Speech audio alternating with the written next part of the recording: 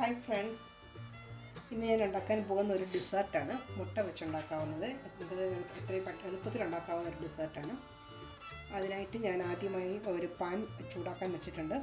Pan ചൂടായി കഴിയുമ്പോൾ നമുക്കതിലേക്ക് പഞ്ചസാര ഇട്ട് കൊടുത്ത് ക്യാരമലൈസ് ചെയ്യാൻ വേണ്ടിയിട്ട് പഞ്ചസാര റെഡിയാക്കാം. ഞാൻ ഒരു 3 സ്പൂൺ പഞ്ചസാരയാണ് ഇടുന്നത്.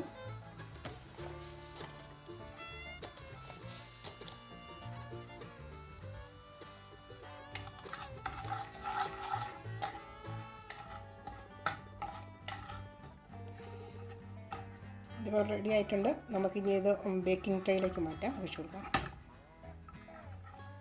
ഞാനിത് ഉണ്ടാക്കാനായിട്ട് 7 മുട്ടയാണ് എടുത്തിരിക്കുന്നത്. 7 മുട്ടയുടെ മഞ്ഞ മാത്രമേ എടുത്തിട്ടുള്ളൂ. അത് നന്നായിട്ട് നമുക്കൊന്ന് ബീറ്റ് ചെയ്യാം.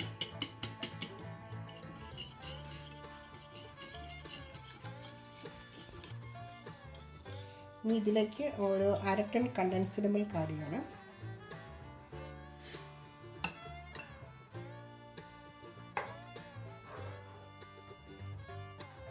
അരട്ടണ് ഇവാപ്പറേറ്റഡ് മിൽക്ക്,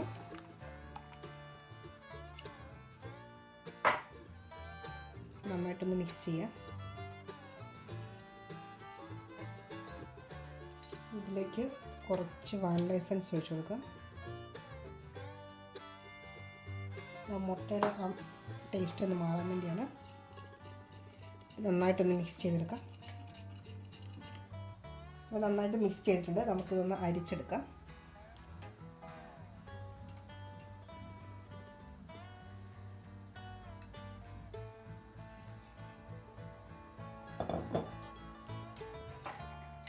നമുക്ക് ഈ അരിച്ചെടുത്ത മിശ്രിതം നമുക്ക് ഈ ട്രേയിലേക്ക് ഒഴിച്ചു കൊടുക്കാം.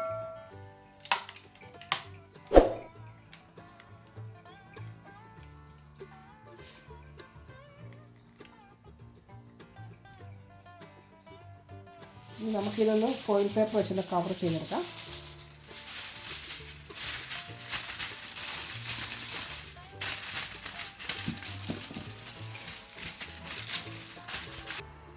ഇത് നമ്മൾ സ്റ്റീം ചെയ്തെടുക്കുകയാണ്. ഞാനിത് അപ്പച്ചെമ്പിൽ വെള്ളം തിളപ്പിക്കാൻ വെച്ചിട്ടുണ്ട്. വെള്ളം തിളച്ചതിന് ശേഷമേ നമ്മളിത് വെക്കാൻ പറ്റുള്ളൂ.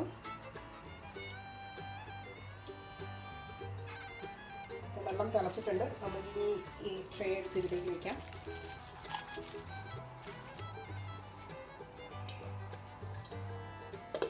ഇത് ലോ ഹീറ്റിലിടണം.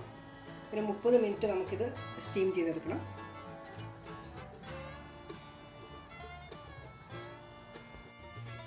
സ്റ്റീം ചെയ്യാൻ വെച്ചത് അരമണിക്കൂർ കഴിഞ്ഞ് ഞാൻ തീ ഓഫ് ചെയ്തിട്ട് ഒരു 20 മിനിറ്റും കൂടി എക്സ്ട്രാ വെച്ചിരുന്നു.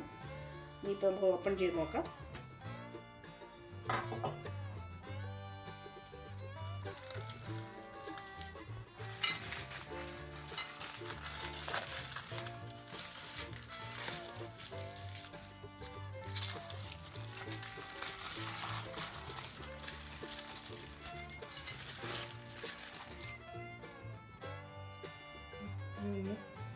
കുത്തി നോക്കാം. ഇത് സംഭവം വെന്തിട്ടുണ്ട്. നമുക്കിനി ഇതൊന്ന് ഫ്രിഡ്ജിൽ വെച്ചൊന്ന് തണുപ്പിക്കാം. ഒന്ന് ഓവർനൈറ്റ് ഫ്രിഡ്ജിൽ വെച്ചിട്ട് നാളെ രാവിലെ എടുത്ത് നമുക്ക് നോക്കാം എങ്ങനെയുണ്ടെന്ന്.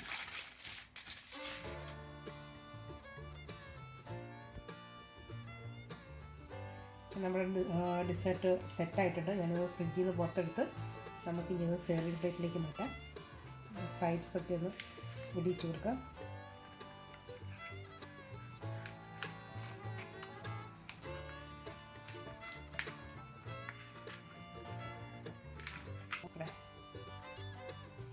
നമ്മുടെ പുഡിംഗ് റെഡി ആയിട്ടുണ്ട്.